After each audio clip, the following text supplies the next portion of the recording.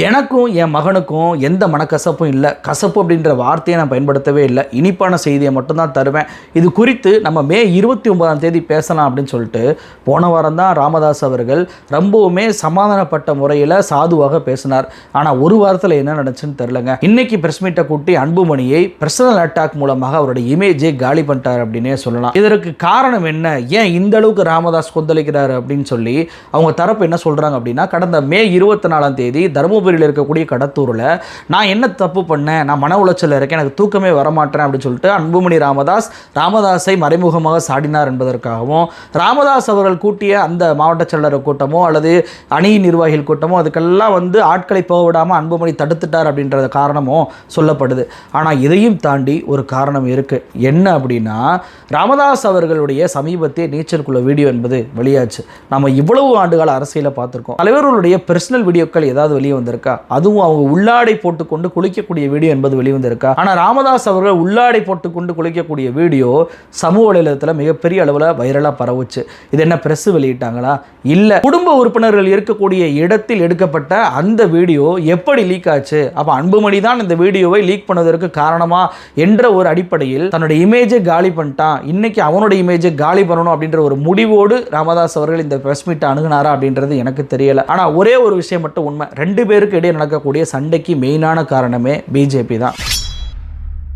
ஏன்னா நீங்கள் ஒரு விஷயத்தை நல்லா கவனிச்சு பாருங்களேன். அதிமுகவோட கூட்டணியை உறுதி செய்வதற்காக உள்துறை அமைச்சரான அமித்ஷா சென்னைக்கு வந்தார். ஆனால் அண்ணாமலையை முழுமையாக நீக்கணும், நயினார் நாகேந்திரன் புதிய தலைவர்னு சொல்லி அறிவிப்பு வர்ற வரைக்கும் அதிமுக கிட்டேருந்து எந்த சிக்னலுமே பிஜேபிக்கு வரவே இல்லை. இதனால் பார்த்தீங்கன்னா என்டிஏ கூட்டணி கட்சிகளுடைய தலைவருடைய ப்ரெஸ் மீட் அப்படின்னு சொல்லிட்டு சேரெல்லாம் போட்டு ப்ரெஸ்ஸெல்லாம் வர சொல்லி கிட்டத்தட்ட பல மணி நேரங்கள் ப்ரெஸ் மீட்டை நடத்தாமே இருந்தாங்க. ஒரு பக்கம் ஓபிஎஸ் கோயம்புத்தூரில் சிகிச்சைக்கு போயிட்டார், இன்னொரு பக்கம் டிடிவி தினகரன் உட முடியாமல் அப்போலோவில் போய் அட்மிட் ஆகிட்டார்.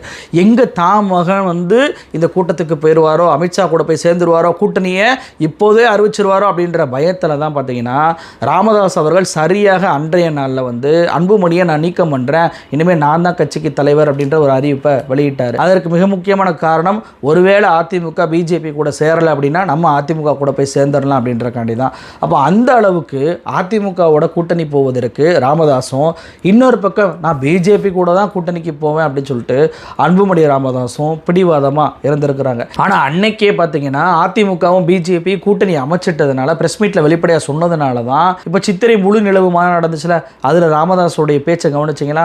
அதில் அவர் என்ன சொன்னார், நம்ம தனித்து நின்னே 4 சீட்டு ஜெயித்தோம், இப்போ கூட்டணிக்கு போய் தான் நம்ம 4 சீட்டு ஜெயித்தோம் அப்படின்றது அவமானமாக இல்லையா அப்படின்னு சொல்லி பேசினார்ல.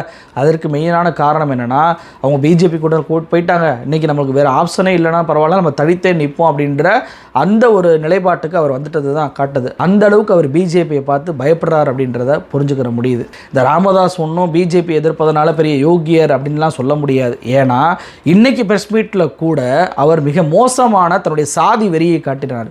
என்ன அப்படின்னா, ஒரு தகப்பன்ட்டு அன்புமணி தோக்கலாம், ஆனால் ஸ்டாலின் கிட்டையும் திருமாவளவன் கிட்டையும் தோற்கக்கூடாது அப்படின்னு சொல்லி பேசியிருக்காரு. அப்பட்டமான சாதி வெறி.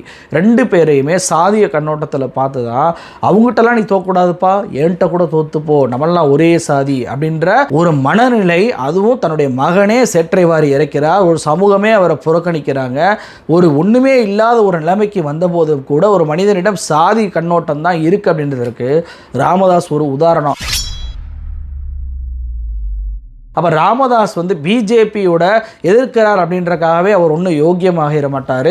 ஆனால் அவர் சொன்ன ஒரு விஷயம், எப்படியெல்லாம் ஒரு கட்சியை ஒரு கேஸை வச்சு மிரட்டி உடைக்கிறாங்க பிஜேபி அப்படின்றதுக்கு ஒரு உதாரணமாக அமைஞ்சிருக்கு அப்படின்னே சொல்லலாம். அன்புமணியும் அவருடைய மனைவியான சௌமியாவும் நீங்கள் பிஜேபி கூட கூட்டணி வைக்கலை அப்படின்னா எனக்கு நீங்கள் தான் கொல்லி வைக்கணுன்ற கெஞ்சக்கூடிய அளவுக்கு, அப்படி என்ன பிஜேபி கூட கூட்டணி வைக்கணும்? இல்லைனா அன்புமணி செத்துருவாருன்னு தானே சொல்கிறாரு, அப்போ நீங்கள் தான் கொல்லி வைக்கணும் அப்படின்னா என்ன அர்த்தம்? அப்போ அந்த அளவுக்கு அன்புமணிக்கு என்ன நெருக்கடி அப்படின்னு சொல்லி பார்த்தோம் அப்படின்னா, 2012 அவர் மீது போடப்பட்ட ஒரு சிபிஐ வழக்கு தான்.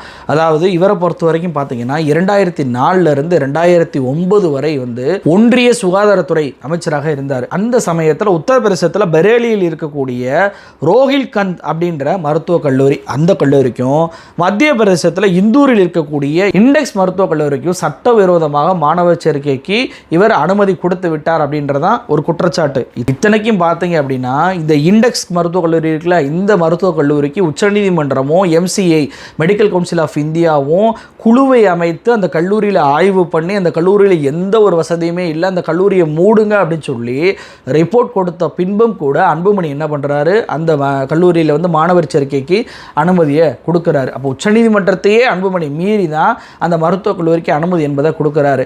இது எல்லாம் CBI என்ன பண்ணுறாங்கன்னா கண்டுபிடிச்சு இவர் மீது கேஸை போட்டு 2012ஆம் ஆண்டு போடக்கூடிய அந்த கேஸ் வந்து பார்த்திங்கன்னா கிட்டத்தட்ட 3 ஆண்டுகள் விசாரணை மேலே விசாரணை பண்ணி 2015 அக்டோபர் 7ஆம் தேதி CBI நீதிமன்றம் ஒரு உத்தரவு போடுறாங்க. என்ன போடுறாங்க அப்படின்னா, இந்த அன்புமணி உள்ளிட்ட 10 பேர்கள் மீது குற்றச்சாட்டுகள் வந்து உண்மைதான், அவங்க மீது சார்ஜ் ஷீட்டை ஃபைல் பண்ணுங்க, குற்றச்சாட்டுகளை பதிவு பண்ணுங்க அப்படின்னு சொல்லிட்டு ஒரு உத்தரவை போடுறாங்க. அந்த டைமில் தான் நீங்கள் பார்த்தீங்கன்னா அன்புமணி ராமதாஸ் பாமக தனித்து தான் போட்டியிடும், நான் தான் முதலமைச்சர் வேட்பாளர் அப்படின்னு சொல்லிட்டு 2016 தேர்தலை மையப்படுத்தி இயங்கிக்கிட்டு இருந்தார்.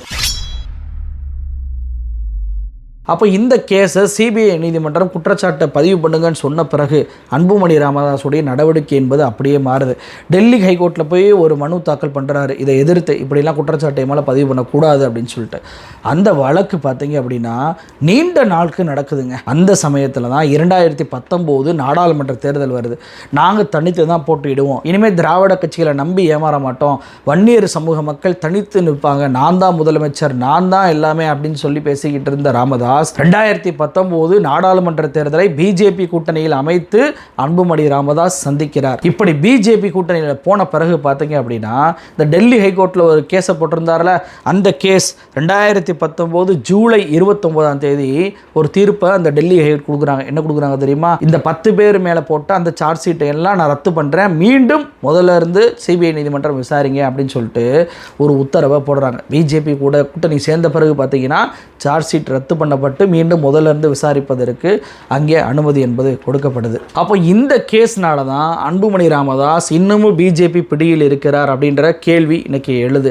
ஏன்னா இந்த கேஸில் போடப்பட்ட அந்த வழக்குகளுடைய பிரிவுகள் வந்து ரொம்ப ரொம்ப கடினமான பிரிவுகள். அந்த பிரிவுகளை உங்களுக்கு காட்டுறேன் பாருங்க. அதில் ப்ரிவென்ஷன் ஆஃப் கரப்ஷன் ஆக்டும் இருக்கு. செக்ஷன் வந்து 2 செக்ஷனில் போட்டிருக்கிறாங்க. PMLA கீழே இப்போ அது வந்து அதை ED கையில் எடுக்கக்கூடிய சூழ்நிலை என்பது ஏற்படும். அப்போ ED கையில் எடுத்துச்சு அப்படின்னா காலம் ஃபுல்லாக ஜெயிலில் கழிதான் திங்கணும் அப்படின்ற பயம் அன்புமணி ராமதாஸுக்கு வந்ததுனால தான் நீங்கள் பிஜேபி கூட கூட்டணி வைக்கலை அப்படின்னா எனக்கு நீங்கள் தான் கொல்லி வைக்கணும் அப்படின்ற சொல்லக்கூடிய நிர்பந்தம் அன்புமணிக்கு ஏற்பட்டிருக்கோம் அப்படின்ற கேள்வி இன்றைக்கி நமக்கு எழாமல் இல்லை.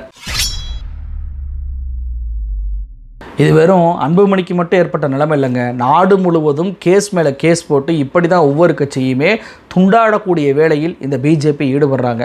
அதை திமுக போன்ற சில கட்சிகள் எதிர்த்து துணிவோடு நிற்கிறாங்க. ஆனால் அன்புமணி போன்ற நபர்கள் அவங்களுக்கு பின்னாடி இருக்கக்கூடிய சமூக வாக்குகளை காரணம் காட்டியே நான் உங்களுக்கு அடிமையாக இருந்துடுறேன் அப்படின்னு சொல்லிட்டு தொடர்ச்சியாக பிஜேபி கிட்ட அடிமை சாசனம் எழுதி கொடுத்து அடிமையாக இருக்கக்கூடிய ஒரு சூழ்நிலை வந்துருச்சு அப்படின்னா கட்சியை காணாமல் போயிடும். நம்ம கஷ்டப்பட்டு உருவாக்கின கட்சி இந்த அளவுக்கு போயிருமோ அப்படின்ற பயம் ராமதாஸுக்கு வந்திருக்கு. ஏன்னா நமக்கெல்லாம் தெரியும் அன்புமணியும் ராமதாஸும் எந்த அளவுக்கு தேர்தல் நேரத்தில் கூட்டணி பேரங்கள் பேசுவாங்க, மாறி மாறி கூட்டணிகளை வந்து மாற்றுவாங்க அப்படின்றது எல்லா மக்களுக்கும் தெரிஞ்ச ஒரு விஷயம்தான். அந்த கூட்டணி பேச்சுவார்த்தை ஒரு வருஷம் தான் இருக்குது 2026 தேர்தலுக்கு. அந்த நேரத்தில் இப்படிப்பட்ட சண்டையை 2 பேரும் போட்டுக்கிட்டு இருக்கிறாங்க. இன்னொரு பக்கம் பார்த்தீங்கன்னா ராஜ்யசபா சீட்டு தேர்தல் என்பது நடக்க இருக்கிறது. அதிமுக கூட்டணியில் போய் சேர்ந்தோம் இல்லை பிஜேபி கூட்டணியில் போய் சேர்ந்தோம் அப்படின்னா அங்கேயே ஒரு சீட்டாவது நம்மளுக்கு கிடைச்சிரும், நம்ம வந்து MP ஆயிரலாம் அப்படின்னு சொல்லிட்டு அன்புமணி கணக்கு போடுறாரு. ஆனால் அதை எப்படியாவது கெடுத்துறோம்னு சொல்லிட்டு ராமதாஸ் தொடர்ச்சியாக இப்போ சண்டை போட்டுக்கிட்டு இருக்காரு. அப்போ அன்புமணிக்கு எந்த ஒரு பதவியுமே கிடைச்சிடக்கூடாதுன்ற நிலைமைக்கு ராமதாஸ் வந்துட்டார் அப்படின்றத இதன் மூலமாகவே நம்மளால் புரிஞ்சுக்கிற முடியுது. ஏன்னா என்னதான் ராமதாஸுடைய அரசியல் மிக மோசமானது அப்படின்னாலுமே பிஜேபியோடைய அரசியல் என்ன அப்படின்றது அவருக்கு கண்கூடா தெரிஞ்ச ஒரு விஷயம்தான். அப்போ இன்னைக்கு கொடுத்த அந்த பிரஸ் மீட் மூலமாகவே தன்னுடைய மகன் ஜெயிலுக்கு போனாலும் பரவாயில்ல, தன்னுடைய கட்சி நம்ம கண்ட்ரோலில் தான் இருக்கணும், வன்னியர் சங்கம் நம்ம கண்ட்ரோலில் தான் இருக்கணும் அப்படின்ற ஒரு முடிவை ராமதாஸ் எடுத்து விட்டார் அப்படின்றத நம்மளால பார்க்க முடியுது. சரிங்க, அப்போ அன்புமணி மீது போடப்பட்ட சிபிஐ வழக்கு என்னாச்சுங்க அப்படின்னு சொல்லி கேட்குறீங்களா? 2014ஆம் ஆண்டே 1 லட்ச ரூபா கட்டி ஜாமீனில் வெளிவந்துட்டார் அன்புமணி. இன்ன வரைக்கும் ஜாமீனில் தான் இருக்கிறாரு. அந்த வழக்கை பொறுத்த வரைக்கும் இது வரைக்கும் என்ன ஆச்சுன்னு எனக்கே தெரியலங்க. ஏன்னா 2012ஆம் ஆண்டே ஒரு வழக்கை சிபிஐ போடுது, 2015ஆம் ஆண்டு மோடி ஆட்சி வருகிறது. அந்த டைமில் குற்றச்சாட்டுகளை சார்ஜ் ஷீட்டை ஃபைல் பண்ணுங்கன்னு சொல்லிட்டு சிபிஐயும் சார்ஜ் ஷீட்டை ஃபைல் பண்ணிடுறாங்க. அப்படி இருந்தும் கூட இப்போ இவ்வளவு ஆண்டு காலம் இதை எடுப்பதா வேண்டாமா அப்படின்ற அளவுக்கு கோர்ட்டில் இவ்வளவு மெதுவாக ஒரு வழக்கு நடக்கும். ஆராஸோடைய டியூஜி கேஸ் எவ்வளோ வேகமாக நடத்துனீங்க, செந்தில் பாலாஜியோடைய கேஸ் எவ்வளோ வேகமாக நடத்துறீங்க. செந்தில் பாலாஜி வெளியே வந்துட்டா அவர் இந்த வழக்கையே இது பண்ணிடுவார் அப்படின்னு சொல்லிட்டு சாதாரண ஒரு கேஸ், அந்த கேஸை அந்த அளவுக்கு பண்ண பிஜேபி அன்புமணி ராமதாஸ் ஒரு 2 மருத்துவக் கல்லூரிக்கிட்ட லஞ்சம் வாங்கி கொண்டு அவர் இப்படி அனுமதியை கொடுத்து விட்டார் அப்படின்ற குற்றச்சாட்டு அவர் மீது வைக்கப்பட்டிருக்கு. அப்படின்றப்போ அதுவும் உச்சநீதிமன்றமே தடுத்த போதும் அதை பண்ணியிருக்கிறார். அப்படின்றப்போ இதற்காக அந்த வழக்கு மட்டும் ஸ்பீடாக நடக்க மாட்டேங்குது. சிபிஐ என்ன பண்ணுது? இதில் வெக்கமே இல்லாமல் அன்புமணியை பாருங்களேன். கள்ளக்குறிச்சி சம்பவம் நடந்துச்சா, சிபிஐ வழக்குக்கு மாற்றுங்க. டாஸ்மாக் வழக்கு வருதா, சிபிஐக்கு மாற்றுங்க. ஆம்ஸ்ட்ராங் வழக்கு வருதா, சிபிஐக்கு மாற்றுங்க. இப்படி சிபிஐக்கு மாற்ற சொல்லி சிபிஐ வழக்கில் குற்றவாளியாக இருக்கக்கூடிய அன்புமணி ராமதாஸ் சொன்னதை பார்த்தோம். இந்த அளவுக்கு உங்களுக்கு சிபிஐ வழக்கு எப்படி இருக்கும் அப்படின்றதுக்கு உங்களுடைய வழக்கே சாட்சியாக இருக்கே. அப்போ இவர்களை நம்பக்கூடியவர்களுக்கு சொல்லக்கூடிய ஒரு செய்தி என்ன தெரியுமா? அன்புமணி ராமதாஸ் தான் ஜெயிலுக்கு போகக்கூடாது என்பதற்காக ஒரு கட்சியே தன்னை நம்பியிருக்கக்கூடிய மக்களையே பிஜேபியிடம் போய் அடமானம் வைக்க பார்க்கிறார். அவர் ஜெயிலில் கழிதிங்கக்கூடாது என்பதற்காகவே, அவர் தப்பிக்க வேண்டும் என்பதற்காகவே தொடர்ச்சியாக தன் தந்தையை கூட எதிர்த்து பிஜேபி கூட கூட்டணியில் சேர நினைக்கிறார். இல்லைன்னா எனக்கு கொல்லி வச்சிருவாங்க என்று சொல்லக்கூடிய அளவுக்கு மிரட்டல் அவருக்கு வந்திருக்கிறது அப்படின்றத நம்மளால் புரிஞ்சுக்கிற முடியுது. அப்போ உங்களை காட்டி தான் அவங்க தப்பிக்கிறாங்க அப்படின்றத இனியாவது இந்த 2 பேரையும், ராமதாஸையும் அன்புமணியும் பின்பற்றக்கூடிய மக்கள் அதை புரிஞ்சு நடந்துக்கிறோம் அப்படின்றதான் இன்னைக்கு மக்களுடைய கோரிக்கையாக இருக்குது. நன்றி.